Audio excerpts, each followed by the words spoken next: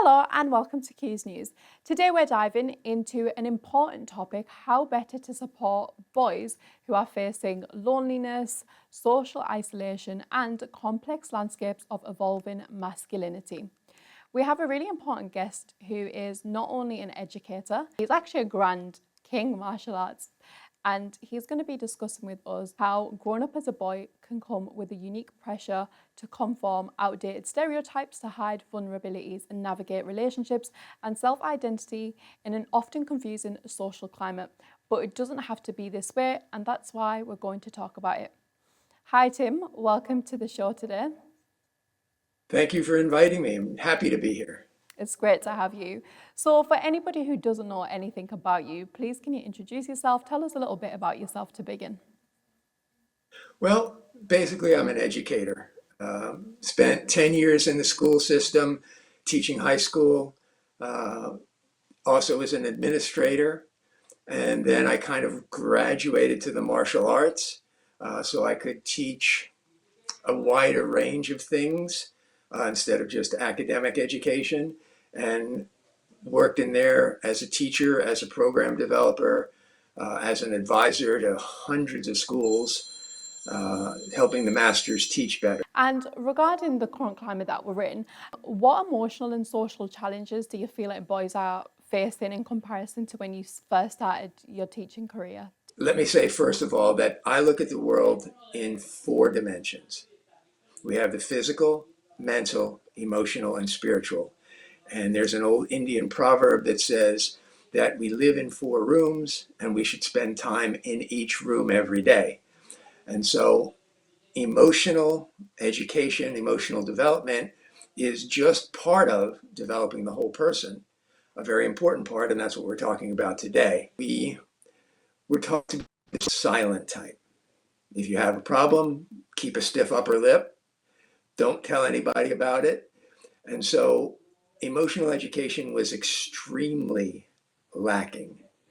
Our role models when I grew up for my father was John Wayne, so tough guy. Younger generation, possibly Rambo, who's an even tougher guy, but not very sensitive and definitely flawed. And so it's hard. It was hard to grow up. We grew up really on experience, based on our mistakes, and then trying to learn from those mistakes. Now we've got the internet. And so we've got algorithms that, let me say that the internet is not evil. It makes you more of what you are. So if you want to research, you've got incredible resources to research. If you want to learn, incredible resources to learn. If you want to go down a darker path, teenage boys are learning about sex with pornography. That is not a good way to learn about love and relationships. So they're much more, at least the modern research shows, we're much more isolated. Despite being connected, having hundreds of friends online, most teens, including boys, feel more isolated. Absolutely, I agree. I feel like, as you mentioned, with the current digital age that we're currently in, I feel like there's a lot more accessibility online, should I say, that can make people not have that confidence to go up and speak to people. Whereas I feel like before we had so much access to social media, people would have to go out and speak to people. For those parents, as an educator yourself, how would you identify a child being lonely? What are the key signs to look out for? First of all, does he have friends? Do they come to the house in person? Or does he just have quote unquote friends online? Do they talk on the phone, FaceTime, or can you hear their tone of voice, the pauses? Or are they just texting, which isn't very human? In other words, you miss a lot of the conversation that way. And how much time do they spend on social media? What can they do about it? Start early and set up some rules. Some people might say there's certain influences that are male that are quite misogynistic. How would you guide parents to kind of help their child out of that? Would you recommend something like therapy, or is it more so just kind of getting them out more? What would you recommend? Well, of course, everything is a range, 50 shades of pretty much everything. And so at some point you may need therapy, but at least in the beginning, you try good parenting. Emotional education. And unfortunately, my generation was not well educated emotionally. And so, again, the strong silent type, you don't share your emotions, not very easy. In emotional education, there are 5 basic steps. Okay, so for the parents listening, here's where you start. Step 1, knowing your emotions. Now, this is really in the 2 and 3-year-old range. Toddlers have these temper tantrums, the terrible twos, because they don't know the emotions. And so you help them identify the emotion, you name it to tame it. Then you help them manage their emotions. When you're upset, count to 10. Why? It takes you from the anger reptilian brain that's going to bite somebody's head off. And when you're counting, you go to the logical brain in the front, the prefrontal cortex. And by the time you get to 10, you can start thinking logically about the answer you want to give. So know your emotions, manage your emotions, motivate yourself. When you're down, how do you learn to pick yourself up? How do you change? And one of the games we play is I'm going to be. When the child is very young, he learns to sing, I'm sad, but I'm going to be happy. I'm angry, but I'm going to be calm. And then when you catch the child being sad, you say, but you're going to be, and he goes, happy. Okay, and you kind of build that in.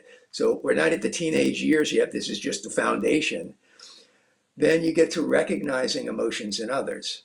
And here's where the teenagers really, they have a new rush of emotion as you hit the teens. And this is part of what causes all the teenage angst.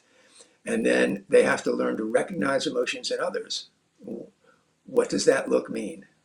What does that saying mean? And a lot of times they misinterpret. And sometimes when they tell you a story, you have to ask them, what else could that mean? I sat down at the lunch table and Mary got up and left. What does that mean? Oh, that means she hates me. Well, what else could that mean? Well, maybe she had to go to the bathroom. Maybe she had to go study. Okay, so it isn't just what your first reaction is. So you have to learn to recognize the emotions in others and handle relationships. That's step 5. And handling relationship eventually becomes leadership as you get older. So things that parents can do: teach your child to how to make a friend. Okay, if you have a shy child, probably doesn't know how to make a friend. Something as simple as walking up and saying, oh, cool shirt, where'd you get it? Great shirt. Do you like dinosaurs? Do you like Taylor Swift? Something that they have, something that they show, that starts a conversation. So even a shy child can do that. A lot of people misunderstand how to be a good friend. They think that the friend or the popular person is the one who can tell good stories. They're the life of the party. They're talking all the time. That's an important attribute. It's an important interpersonal communication. But a good friend also listens. So if you're a shy child, just learn to ask interested questions. Really? What do you like? What do you think about that? So that's simple things parents can do. They're not going to, I don't know if this from what I said from our interview, but there are plenty of resources to learn how better. Like it sounds like, it's kind of programming their subconscious before actually delving straight into putting them into therapy, like finding out like issues and trying to see that they can prevent those issues from happening to begin with by, like you said, having that human interaction if you've got a shy child.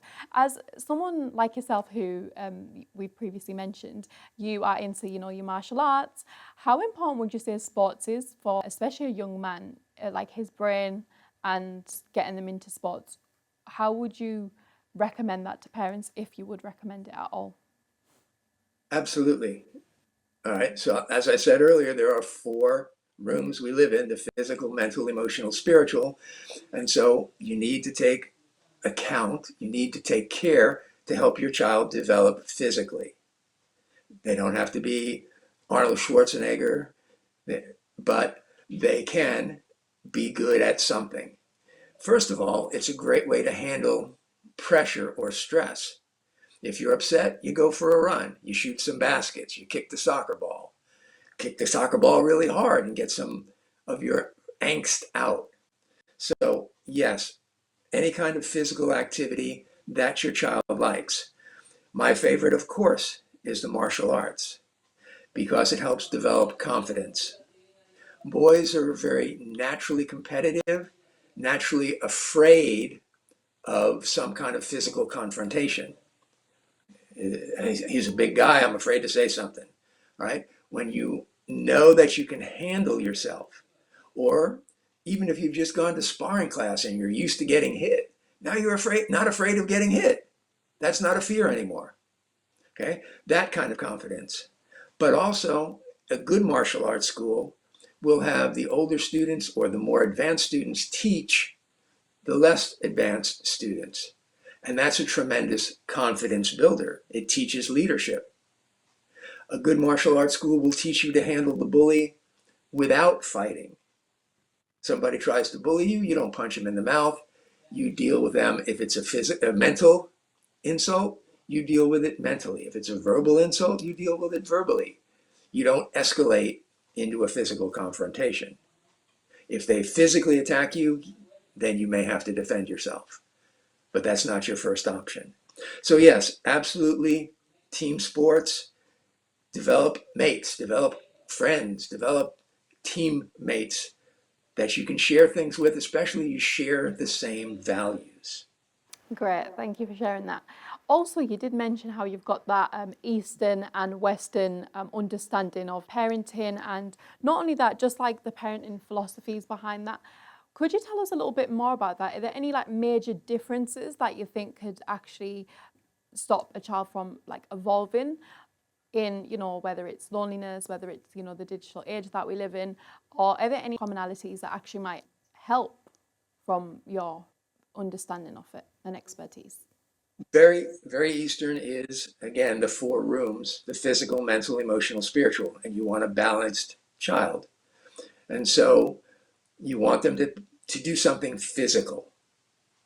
You want them, whatever sport that is, if it's not a sport, if it's riding a bike, just something physical, have a physical outlet, dance, martial arts, whatever. All right. Mentally, they usually get that in school. That's pretty well covered. Emotionally, this is what we're talking about today, helping them learn how to be a friend, how to deal with their friends, to read faces. Turn the TV off. Watch a show, watch a movie. I'm sorry. Turn the sound off on the TV. Watch the faces and see if you can tell what's going on just by the acting, by the visual cues. Okay, that's part of emotional education. And of course, spiritually, not talking about my religion, your religion, but if you believe the difference between right and wrong, then you need to help your child navigate those differences. Now, Eastern Western, in the West, we tend to look at the outside. You're physically fit if you look fit. Eastern is inside. You're physically healthy if your organs are healthy, if you're internal. You don't have to have big muscles. You have to be healthy inside. So that's like an Eastern Western the difference. The same would be mental. Do I show you how smart I am, or do I think inside and not necessarily show it? Emotionally, quiet, but am I observing? Am I feeling inside? And am I thinking whether this is right or wrong spiritually? So, really, the biggest difference between Eastern and Western is internal and external orientation. Actually, a really fascinating point that you made there, because I do feel like you mentioned, I think they both can help each other, can't they? Because when, you know, they're saying when you look good, you feel good, but also it's important not to just have that vanity element to yourself. It's good to just also make sure that the inside is good. And of course, you mentioned as well, slightly touching on kind of creating somewhat of a moral compass, I'd say, to your child, like knowing the difference between good and bad, regardless of like religion, background, ethnicity. So that's really fascinating. As we are currently growing up in the digital age, how would you recommend parents kind of guide their children into the digital age and like with things like screen time? Because as we know now, and as a professor yourself, you can see how much, you know, maybe iPads are used, whereas back I remember when I was at school, it was kind of, you know, your books, your paper, you have a planner, whereas now you see a lot more people using their planner online. How much screen time would you recommend for parents to give, or even easing them into it, or kind of steering away? What would you recommend parents to do?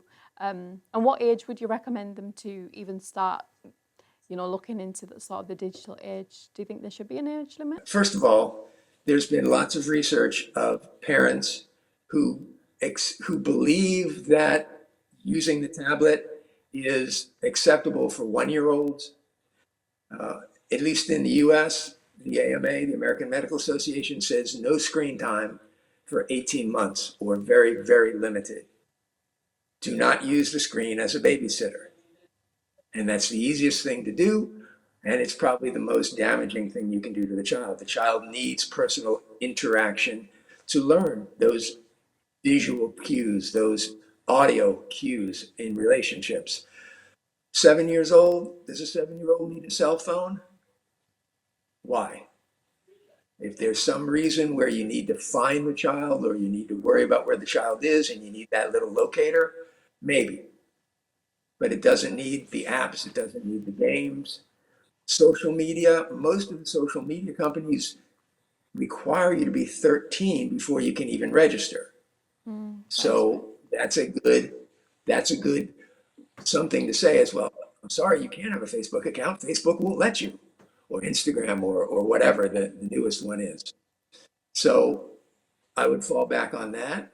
I would have conversations about the BS that shows up online. Anybody can post anything.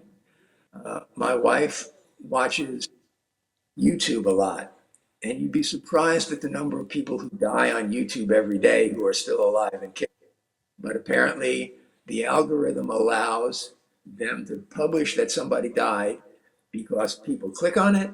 It generates ads. The person gets paid, YouTube gets paid, and they don't care if the person is alive or dead. One study in preteens that I just recently came across said that children who spend more time on social media score lower on reading, vocabulary, and memory tests. Even moderate daily use can have a measurable academic consequence. So start early with your time limits. If you haven't started early, talk with your team and negotiate. Ask them, how much time do you think is enough? And negotiate. And chances are really good the team will say, oh, an hour, 2 hours, and they'll never stick to it. They'll totally underestimate it. Totally. So let them set up the first bar and then enforce it. And every 6 months or so, maybe make an adjustment. But this is what we agreed on. Let's enforce it.